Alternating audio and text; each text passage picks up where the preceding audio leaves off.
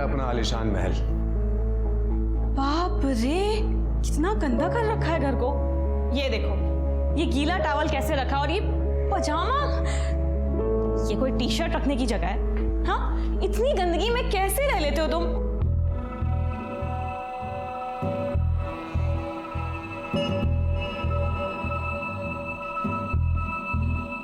देखो, शादी से पहले ये सब नहीं।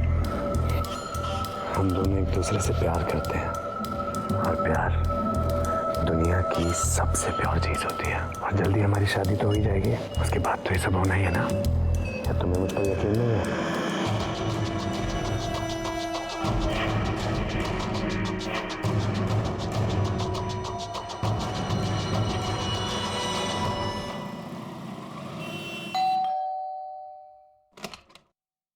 अरे तुम दोनों एक साथ कहाँ से आ रही हो?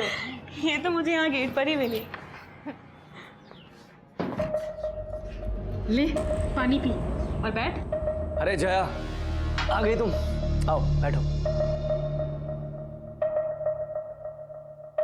बेटा, तेरी शादी के लिए कुछ लड़कों के फोटोग्राफ्स आए, तू देख ले, पसंद कर ले, फिर हमें बता दे।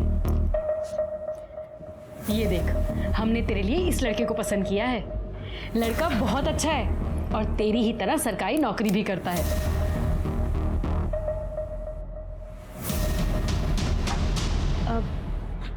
पापा, वो मैं आपको बताने ही वाली थी। हाँ बोलना। मैंने अपने लिए एक लड़का पसंद कर लिया है। कौन है, क्या करता है? बताऊंगी और आप लोगों से मिलवाऊंगी भी, और आप लोगों को भी वो बहुत पसंद आएगा।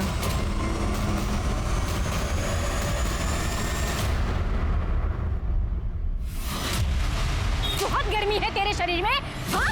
बहुत गर्मी है तेरे शरीर में। मेरा ही पति मिला था तुझे फांसने के लिए, डोरे डालने के लिए। शर्म नहीं आती तुझे? एक औरत होकर दूसरी औरत का घर तोड़ते हुए। सुन, अगर मर्दों को रिझाने का ज्यादा ही शौक है ना, बाजार में जाके बैठ। यहाँ क्या कर रही है तू? कौन है तू? हाँ, और ये क्या बकवास करे जा रही है? दिमाग तो सही है तेरा? सुन, मैं तुझे जानती तक नहीं हूँ। मैं तेरे जैसी दो टकी औरतों को ना बहुत अच्छे से जानती हूँ।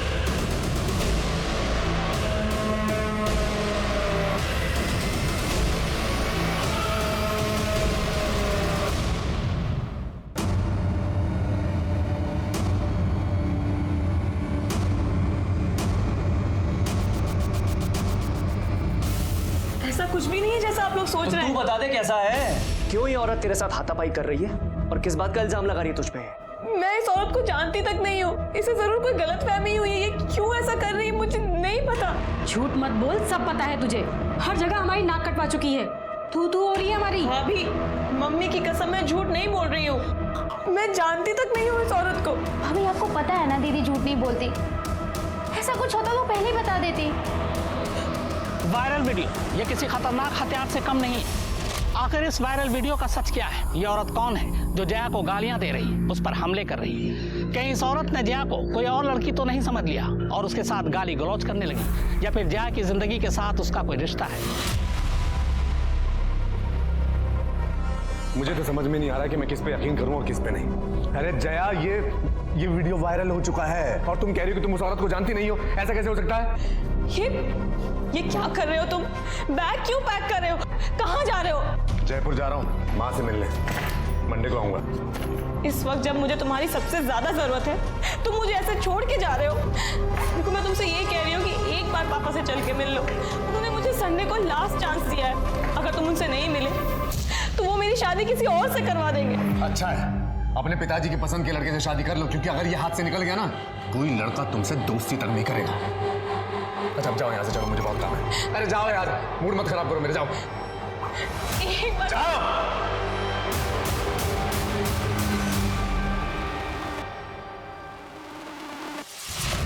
ये देखिए, ये आदमी किस बेरहमी से इस औरत को पीट रहा है। ये सीसीटीवी फुटेज जो आजकल चारों तरफ वायरल हो रहा है, इसे देखकर साफ अंदाजा लगाया जा सकता है कि औरतें आजकल खुद अपने घरों में कितनी महफूज हैं। इस शख्स के चेहरे को गौर से देखिए, इस पे हैवानियत और दरिंदगी साफ नजर आ रही है। हैरानी की बात ये है कि आदमी इस औरत का पति है।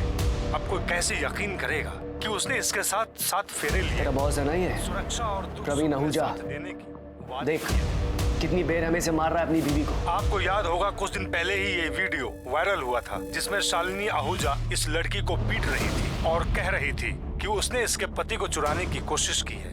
मतलब शालिनी को प्रवीण और उस लड़की के अफेयर का पता चल गया और उसने इसी गुस्से में जयपुर से दिल्ली आकर उस लड़की को मारा और वीडियो वायरल हो गया। ये वीडियो प्रवीण ने भी देखा। प्रवीण वीडियो देखकर गुस्से में जयपुर गया और सबक सिखाने के लिए अपनी पत्नी को जानवरों की तरह मारा। पर सवाल ये है कि वो लड़की जिसकी वजह से ये बवाल खड़ा हुआ, जिसने एक शादीशुदा आदमी से अफेयर चलाया और बसी बसाई गृहस्थी उजाड़ने की कोशिश की, उसे अपने किए पर जरा भी शर्म आई या नहीं? उसकी परवरिश कैसी होगी? कौन होंगे उन?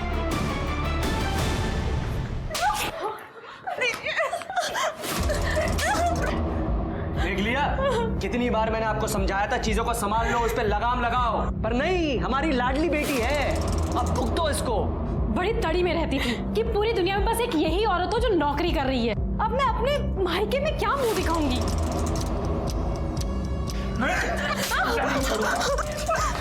इस लड़की की वजह से हम समाज में मुंह दिखाने लायक नहीं रहे।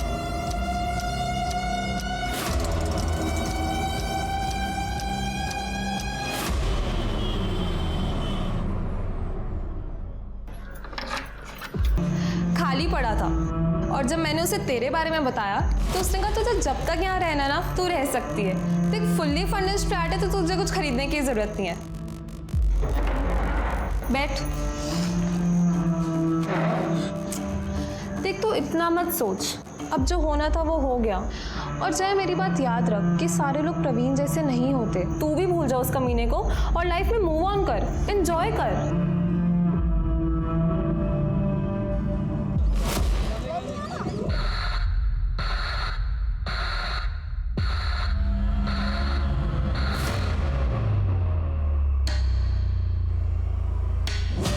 और ये 2 दिन से गायब है। ये वही लड़की है ना जिसका वीडियो वायरल हुआ था? यस सर, और इस वीडियो की वजह से इस बेचारी को बहुत कुछ झेलना पड़ा। सर जहाँ जाती थी लोग इसका मजाक उड़ाते थे, ताने देते थे।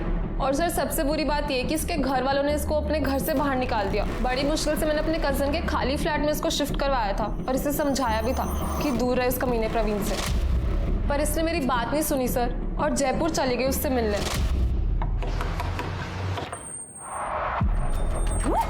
इस वक्त क्या करने आई है यहाँ? मेरी गृहस्थी में कलेश डाल के तुझे चैन नहीं मिला जो अब यहाँ तक पहुँच गई? देखो, मेरी तुमसे कोई पर्सनल दुश्मनी नहीं है। मैं तुमसे बस एक रिक्वेस्ट कर रही हूँ, मुझे एक बार प्रवीण से मिलने दो। हे भगवान, ये तो बहुत ही बेशर्म औरत है। तेरी औकात दिखाती हूँ मैं अभी। तू आई कैसे यहाँ? क्या हो रहा है यहाँ? चल अंदर। तुझे छोड़ूंगी नहीं मैं। समझता क्या है तू? यहाँ तक आ गई? तेरी हिम्मत कैसे हुई यहाँ आने की? चल अंदर। और अब आवाज नहीं आनी चाहिए तेरी। आवाज? मैं चिल्लाऊंगी। छोड़ूंगी नहीं उस कमीनी को। क्या चाहिए? क्या लेने आई है यहाँ? सस्पेंड करवा दिया ना मुझे, अब क्या चाहिए? देखो, मैंने तुम्हें सस्पेंड नहीं करवाया है। तुम्हारे उस वायरल वीडियो की वजह से पूरे डिपार्टमेंट ने ये एक्शन लिया। हाँ तो तू भी अब एक्शन ले और निकल जाए यहाँ से, इससे पहले कि मैं गला दबा के तेरी जान से मार दूं, कट ले। हाँ, मार डालो। खोलो दरवाजा। मार डालो मुझे भी और तुम्हारे बच्चे को भी। क्या बकवास कर रही है? बकवास नहीं कर रही हूँ मैं प्रेग्नेंट हूँ। किसका पाप मेरे गले डाल रही है? तेरे जैसे कोई भरोसा थोड़ी है। मेरे जैसे का क्या मतलब है तुम्हारा? टाइम पास, और क्या? जिससे 2 बार हंस के बात क्या कर लो, गले पड़ जाती है जैसे तुम मेरे गले पड़ रही है। देख शराफत से बोल रहा हूँ, निकल जाए यहाँ से, दोबारा इधर दिखियो मत, ठीक है? वरना जान से मार दूंगा तुझे मैं। अरे चल ना, चल। जब उसने मुझे ये सब बताया सर तो मुझे बहुत गुस्सा आया। मैंने उसे बहुत सुनाया भी। फिर जाके उसने मुझे प्रॉमिस किया कि वो प्रवीण से कभी बात नहीं करेगी। ये वही शालिनी और प्रवीण आहूजा है जिनके डोमेस्टिक वायलेंस का वीडियो मीडिया के हाथ लग गया और फिर मीडिया गिद्ध के जैसे उनके पीछे पड़ गया। अब फिर ब्रेकिंग न्यूज़ बन जाएंगे और मीडिया हर जगह इस खबर को उछालेगा। सर मुझे उससे कोई मतलब नहीं है। मैं बस आपसे ये रिक्वेस्ट कर रही हूँ कि आप प्लीज जया को ढूंढ दो। जया को आखिरी बार कब देखा था आपने? सर मिले हुए तो मुझे बहुत टाइम हो गया, पर मेरी लास्ट बात 28 तारीख को हुई थी। 29 तारीख को हम लंच पर जाने का सोच रहे थे, पर जब मैंने उसे फ़ोन किया तो उसने मेरा फ़ोन ही नहीं उठाया। सर फिर 30 तारीख को भी जब मेरी उससे पूरे दिन बात नहीं हुई तो 1 तारीख को मैं उसके घर गई। सर मेरे पास उसके घर की एक एक्स्ट्रा चाबी है। जया? सर जब मैंने दरवाज़ा खोला तो जया वहाँ पे नहीं थी। जया? पर उसका फ़ोन, लैपटॉप, पर्स सब वहीं पर था सर। मुझे लगा कहीं पास में गई होगी तो ले जाना भूल गई होगी। सर मैंने वहाँ पे बहुत इंतज़ार किया पर जया वापस आई ही नहीं।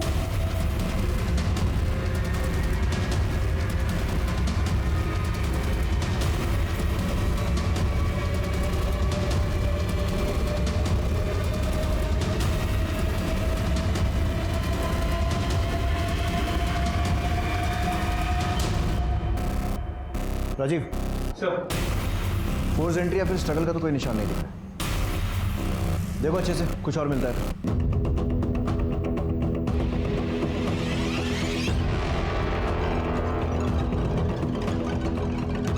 ये सीसीटीवी पहले से यही था? नहीं सर, ये जया ने शिफ्ट होने के कुछ दिन बाद ही लगवाया था अपनी सेफ्टी के लिए। ऑलरेडी उसके साथ इतना कुछ हो चुका था, फिर यहाँ वो अकेले रह रही थी, मुझे भी लगा होना चाहिए। सर, इस खिड़की के बाहर से कुछ अजीब सी बदबू आ रही है। सर एक्चुअली पीछे वो खाली प्लॉट है जहाँ पे लोग अपना कचरा वगैरह डालते हैं, इसलिए बहुत बदबू आ रही है। जल्दी सब लोग। जा सकता है कि कितनी बार चाकू से वार किया गया पेट पे। पेट को बुरी तरीके से काटा गया है, बच्चे को बाहर निकाला गया है और बच्चे पर भी चाकू से वार किया गया है। मिस्टर, बॉडी को पोस्टमार्टम के लिए भिजो और फीटस का डीएनए टेस्ट करवाओ। जया का फ़ोन सीज करो, फैमिली को इन्फॉर्म करो और घर के पास में अगर कोई सीसीटीवी है तो वो चेक करो। पता लगे कि इतनी रात को अकेले निकली क्यों थी। जिसने भी ये किया है बचना नहीं चाहिए।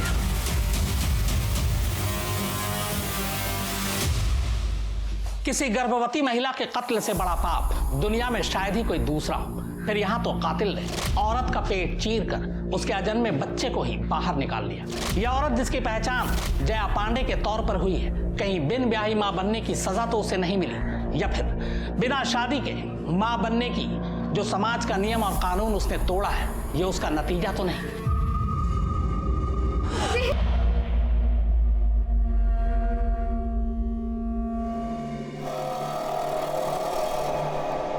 इंस्पेक्टर साहब, हर माँ बाप की तरह हमने थोड़ी सख्ती की थी उसके साथ, पर ये तो सब उसकी भलाई के लिए था ना। कितनी बार समझाया था उसे पर नहीं मानी। घूम रही थी उस कमीने शादीशुदा इंसान के पीछे। उस कमीने ने इसकी जिंदगी बर्बाद तो कर ही दी थी, अब जान भी चली गई। आपका कहने का मतलब है कि जया की मौत में प्रवीण आहूजा का हाथ है? सिर्फ हाथ नहीं है सर, उसी ने मारा है इसे। रोज घर वालों से लड़के उसके लिए टिफिन लेके जाती थी, खाना खिलाती थी उसे। देखिए अब क्या कर दिया। सांप को दूध पिलाया, सांप ने ही डस लिया। आप लोगों को पता था कि जया प्रेग्नेंट है?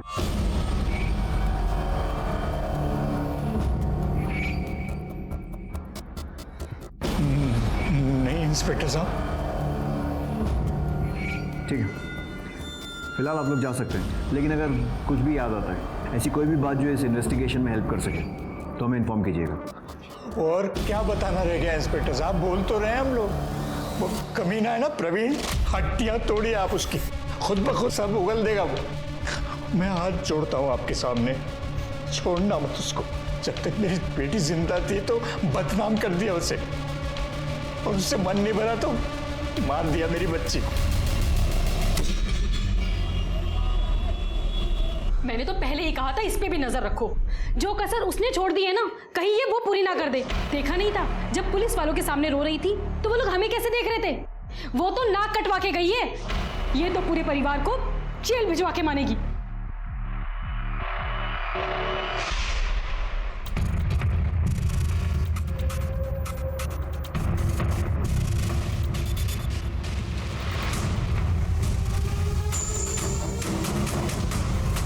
ये वही शालिनी आहूजा है ना, प्रवीण की पत्नी? जी सर, और ये फुटेज 28 तारीख की शाम 5:30 बजे की, जिस दिन जया ने प्रीति से आखिरी बार बात की। पता करो शालिनी के साथ ही आदमी कौन है। सर ये मेरा भाई राजू तोमर है। अच्छा, आपके भाई हैं?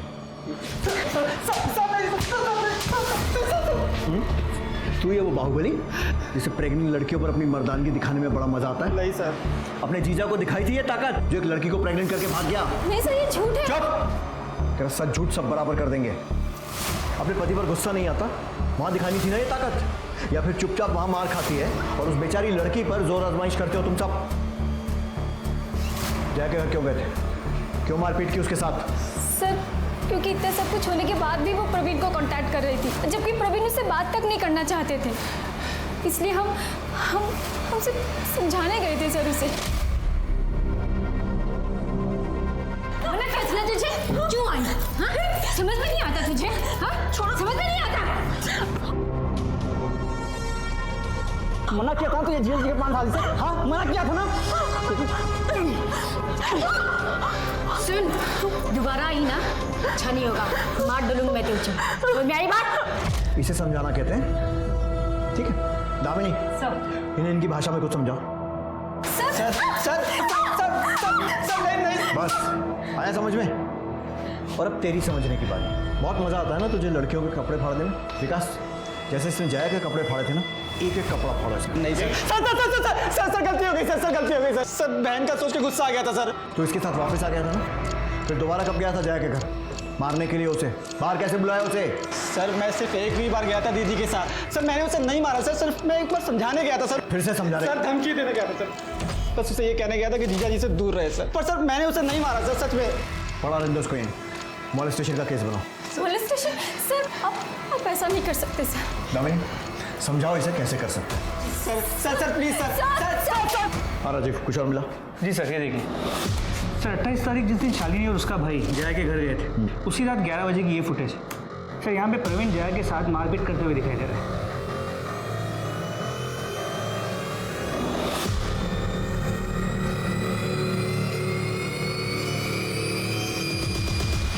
साले फ्रॉड,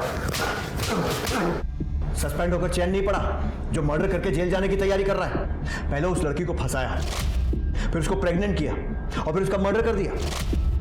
और उसको तो मारा ही, उसका पेट चीरकर उस बच्चे को भी मार दिया। अरे सर, जैसा आप बोल रहे हैं मैंने वैसा कुछ नहीं किया है। क्यों गया था उसके घर? क्योंकि उसने मेरा जीना हराम कर दिया था, ये बोल बोल के वो प्रेग्नेंट है और उसके पेट में जो बच्चा है वो मेरा है, जबकि ऐसा पॉसिबल ही नहीं है सर। हमने जब भी सेक्स किया हमने प्रोटेक्शन यूज किया है। पता नहीं किसका पाप मेरे गले बांध रही थी और तूने उसके पेट पर लात मार के उस पाप को मिटा दिया। अरे सर, मैंने अपना पाँव जरूर उठाया था, लेकिन लात उसके पेट पर नहीं, मैंने जमीन पर पटकी थी। मैं सच बोल रहा हूँ, आप मेरा यकीन क्यों नहीं कर रहे हैं? मैंने कुछ नहीं किया।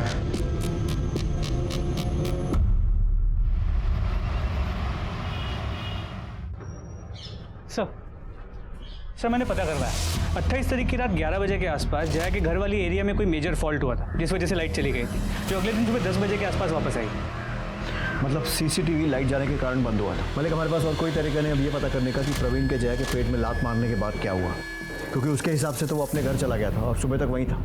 लाइट आने के बाद के सीसीटीवी में कुछ मिला? नहीं सर, 29 तारीख को सुबह लाइट आने के बाद से जया के घर पे कोई नहीं आया था, घर खाली ही था। 1 अक्टूबर की सुबह 11 बजे के आसपास प्रीति वहाँ आई थी, शायद जया को ढूंढते हुए, और उसके बाद कुछ देर बाद वहाँ से वो चली गई। मतलब जया 28 तारीख की रात को और 29 तारीख की सुबह 11 बजे के बीच में ही अपने घर से निकली थी। सर ये देखिए सर, यही फुटेज शालिनी उसके भाई और प्रवीण के आने से पहले दोपहर 3 बजे की है सर। इसमें जया के चेहरे पर मारपीट के निशान है। इसका मतलब कोई और भी है जो जया के साथ मारपीट करता था। प्रीति ने बताया था कि जया की फैमिली भी उसके साथ मिसबिहेव करती थी। कहीं ऐसा तो नहीं है कि उसके खुद के माँ बाप के घर में ये सब हुआ? जी सर, मैंने मॉर्ग में भी नोटिस तो किया था। जया की माँ ने जया का चेहरा देखने के बाद इमीडिएटली मनोज का चेहरा देखा था, एज इफ मनोज ने उसे मारा। हेलो सर, मैं मानसी पांडे बोल रही हूँ, जया पांडे की छोटी बहन।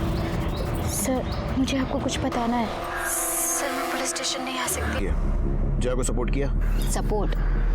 बाहर वालों से भी ज़्यादा जीना हराम कर दिया था उन लोगों ने। पापा हमारी फीलिंग्स कभी नहीं समझते थे, और मनोज भैया वो तो हमेशा दीदी से किल से रहते थे, क्योंकि भैया को बर्दाश्त ही नहीं था कि दीदी की सैलरी इनसे ज़्यादा है और वो घर खर्च के लिए पैसे भी नहीं देती। इसकी वजह भी पापा ही हैं, क्योंकि वो लड़कियों की कमाई खाना ही नहीं चाहते थे। और तुम्हारी माँ और भाभी?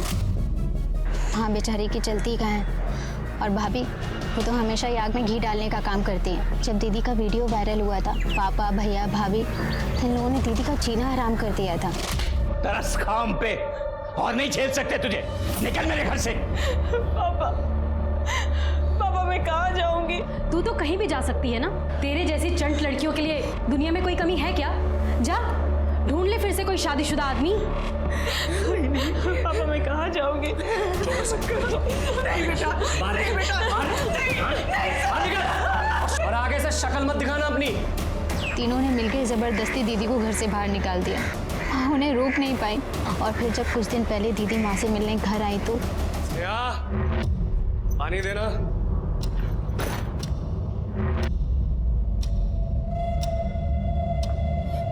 फिर आ गई तुम, फिर आ गई तुम। दूर खड़ी रहो। तुम्हारे लाड प्यार की वजह से इसकी हालत हुई है ये। इधर आज तेरा मैं होश करूंगा ना, इस घर में कदम रखने से पहले डरेगी तू।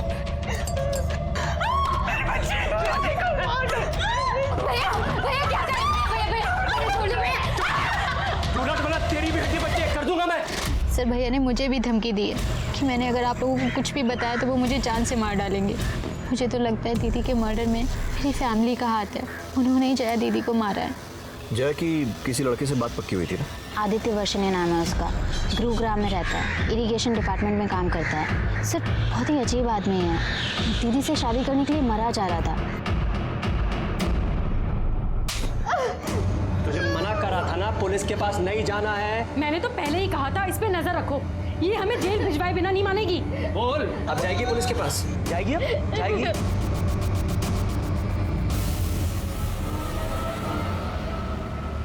सर मुझे अब भी यकीन नहीं हो रहा कि जया इस दुनिया में नहीं है, और उसके साथ जो भी हो ना सर, सिर्फ उसमें उसका इतना कसूर है कि उसने उस कमीने प्रवीण से प्यार किया। सर बहुत इनोसेंट थी सर वो।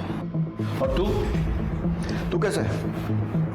सिर्फ अच्छा ही है या इनोसेंट भी है? क्योंकि आजकल के ज़माने में तेरे जैसे लड़के मिलना बहुत मुश्किल है, जो सब जानते हुए भी शादी करने के लिए तैयार हो गए। सर मैं वैसा इंसान नहीं हूँ कि किसी को दूसरा चांस ना दूँ अगर उससे कुछ गलती हो जाए, और यहाँ पे तो जया की गलती भी नहीं थी ना सर। 28 सितंबर की शाम से 30 सितंबर की सुबह तक कहाँ था? मैं गुरुग्राम में था सर, अपने घर पे। प्रूफ दे सकता है? प्रूफ कहाँ से लाऊं सर?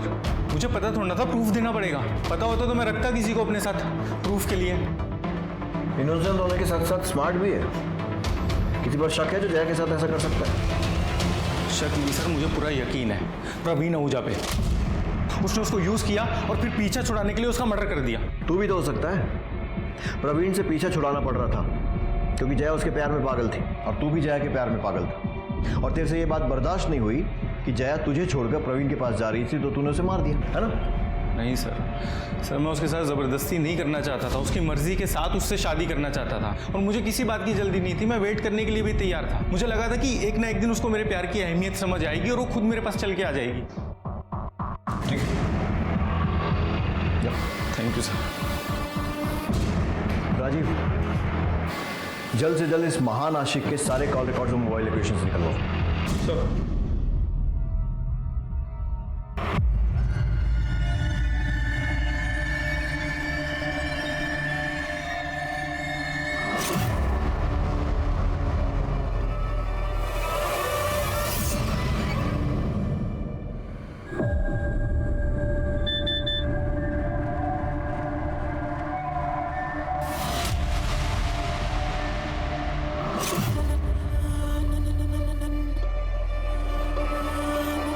हर चीज को इतना बड़ा चढ़ा कर बोलती है, इसे यहाँ पुलिस स्टेशन में आकर हमसे बात करने में डर लग रहा था, आज सारी दुनिया के सामने दुखड़ा रोने में नहीं लग रहा है।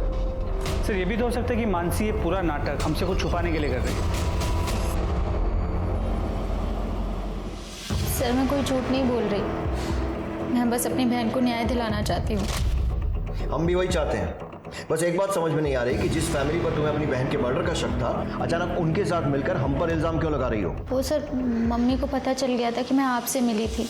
बेटा मैं जानती हूँ कि तेरे पापा और मनोज ने जया के साथ सही नहीं किया है, लेकिन ये भी तो गलत है कि तू उन्हें ही उसका कातिल समझ रही है। मैं तो बस दीदी को इंसाफ दिलवाना चाहती हूँ बस। वो तो हम सब भी चाहते हैं बेटा, तू बोल तो सही हमें क्या करना है, हम खड़े हैं ना तेरे पीछे। और फैमिली का सपोर्ट मिला तो तुम्हें लगा क्यों ना हीरोइन बना जाए, और इसीलिए तुम मीडिया के पास पहुंच गई, जो पहले से ही तुम्हारे दरवाजे के बाहर मौजूद था। अभी जाने दे रहा हूँ, लेकिन अगली बार अपने फायदे के लिए पुलिस पर इल्जाम लगाने से पहले एक बार सोच जरूर लेना।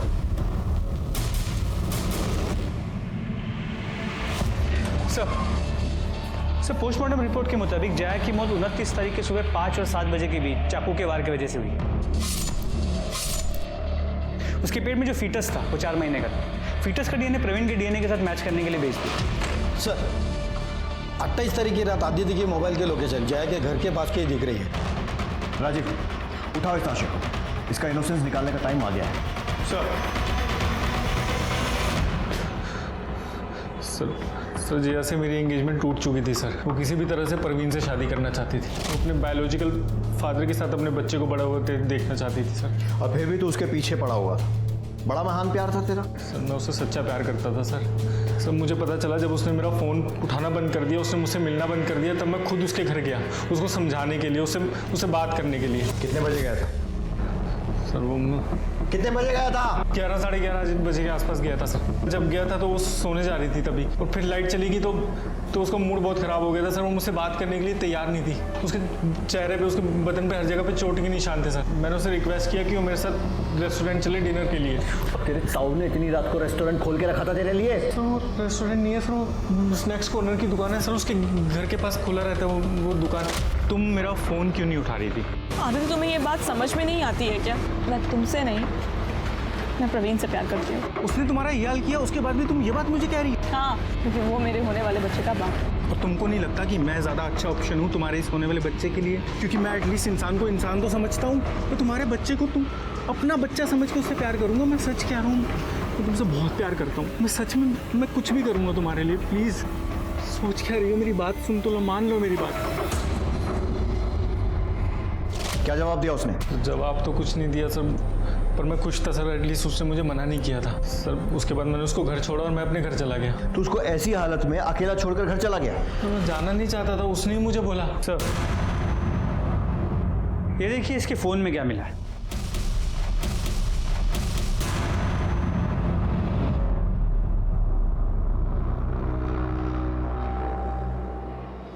सर मेरी एंगेजमेंट हुई पड़ी थी सर उससे।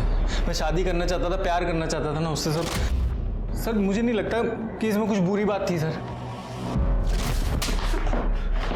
बुरी बात यह है कि तू लगातार हमसे झूठ बोल रहा है। पहले बोला कि जया के घर गया नहीं, फिर बोला गया था लेकिन बाद में अपने घर चला गया था, जबकि मोबाइल लोकेशन से साफ दिख रहा है कि 29 सितंबर को सुबह 5 बजे तक तू जया के घर के आसपास था।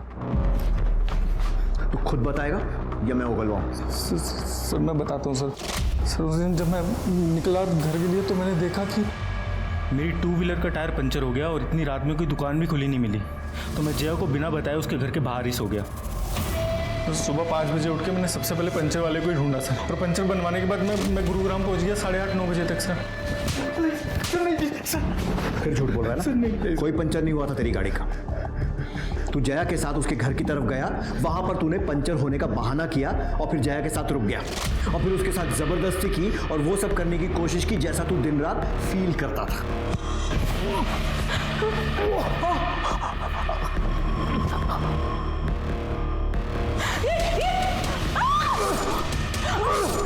और उसके बाद तूने जया की बॉडी उसके ही घर के पीछे फेंक दी और फिर जब उसका पेट काटा तो तुझे वो बच्चा दिखा। वो बच्चा जिसको देखकर तुझे प्रवीण की याद आई, जिसकी वजह से जया तेरी नहीं हो पा रही थी। तूने उस बच्चे से भी बदला लिया जो पैदा ही नहीं हुआ था। सर नहीं सर, मैं सच बोल रहा हूँ सर। मैंने तो कुछ नहीं किया सर। प्लीज़ सर मेरी बात का विश्वास करिए सर। सच बोल रहा हूँ सर। सब पता चलेगा। मलिक सर लेकिन मैंने कुछ नहीं किया सर। नहीं सर कुछ देर पहले मानसी पुलिस स्टेशन आई थी। उसका कहना है कि उसे कोई धमकियां दे रहा है और उसका पीछा करता है। जिस नंबर से धमकियों भरे मैसेजेस आ रहे थे हमने उसकी छानबीन शुरू कर दी है। उसको कौन धमकियां देगा? सर जया के बैंक डिटेल्स। सर पिछले कुछ दिनों में उसने अपने सैलरी अकाउंट से अच्छी खासी रकम विड्रॉ की। लेकिन मानसी ने कहा था कि जया घर खर्च में पैसे नहीं देती क्योंकि उसके पिता बेटी की कमाई नहीं खाते। तो फिर क्या किया इतने पैसों का? कहाँ खर्च किए होंगे? मलिक जया के घर के पास के डम डेटा क्या हुआ? सर इस टावर पे से हजारों लाइंस कनेक्टेड है, थोड़ा वक्त लगेगा। ठीक सर मानसी को जिन अलग अलग नंबरों से धमकी के फोन आ रहे थे वो सब चोरी के, लेकिन सर उसमें से एक नंबर पीछे हो गया। उस नंबर की डिटेल्स हम लोग पता कर रहे हैं। कौन हो सकता है ये?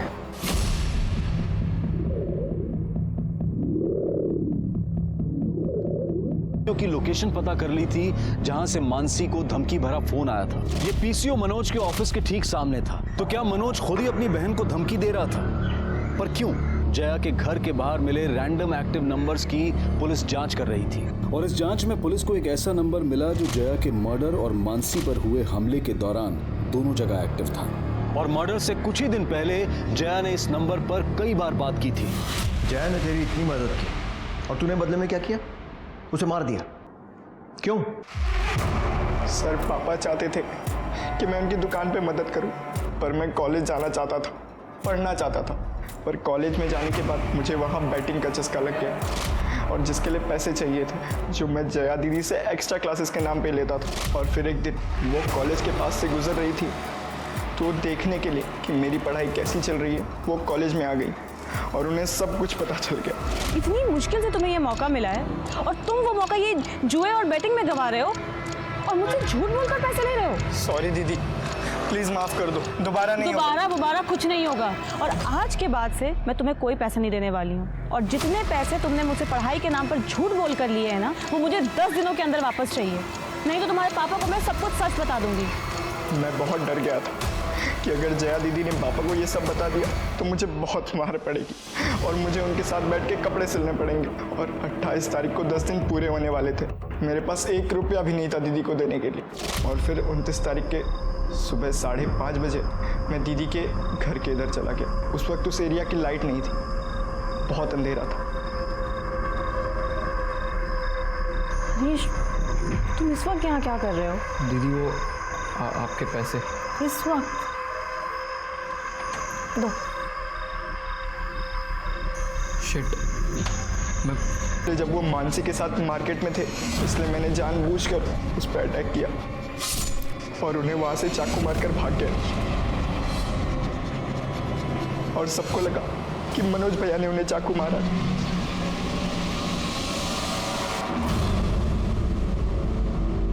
बेटा तेरा बाप कितने झापड़ मारता तेरे को अगर उसको पता चल जाता? 10, 12, 15? उससे बचने के लिए तूने 2 जानें ले ली। एक उसकी जो चाहती थी कि तू पढ़ लिख कर कुछ अच्छा करे और दूसरी जान जो पूरी तरीके से बन भी नहीं पाई थी। मालूम है जो खतरनाक क्रिमिनल होते हैं ना वो भी इतनी दरिंदगी नहीं दिखाते हैं जो तूने किया है। इस केस को देखकर मुझे बशीर बदर साहब का एक शेर याद आता है, कोई हाथ भी ना मिलाएगा जो गले मिलोगे तपाक से। ये नए मिजाज का शहर है, जरा फासले से मिला करो। जया एक नेक दिल और पाक साफ लड़की जिसने लोगों पर भरोसा किया, लेकिन हर एक ने उसके भरोसे का खून किया, चाहे वो परिवार हो, बॉयफ्रेंड या फिर वो हरीश जिसे पढ़ाने, आगे बढ़ाने और जिंदगी संवारने में जया ने अपनी जिंदगी झोंक दी। बदले में उसने जया की ही जिंदगी छीन ली। ऑनलाइन बेटिंग गेम्स ने हरीश जैसे ब्राइट स्टूडेंट को भी क्रिमिनल बना दिया। ये हमें बताता है कि किस तरह इंटरनेट ने हमारी जिंदगियों को जकड़ लिया है। इंटरनेट का इस्तेमाल हमें इंसान और समाज की बेहतरी के लिए करना चाहिए, न कि बर्बादी के लिए। अब मैं अनूप सोनी आपसे विदा लेता हूं, फिर मुलाकात होगी क्राइम पेट्रोल सतर्क में एक और नए केस के साथ और उस पर हमारे एक्सपर्ट के विश्लेषण के साथ। तब तक अपना और अपने परिवार का ख्याल रखें, सतर्क रहें, सुरक्षित रहें और देखते रहें क्राइम पेट्रोल सतर्क।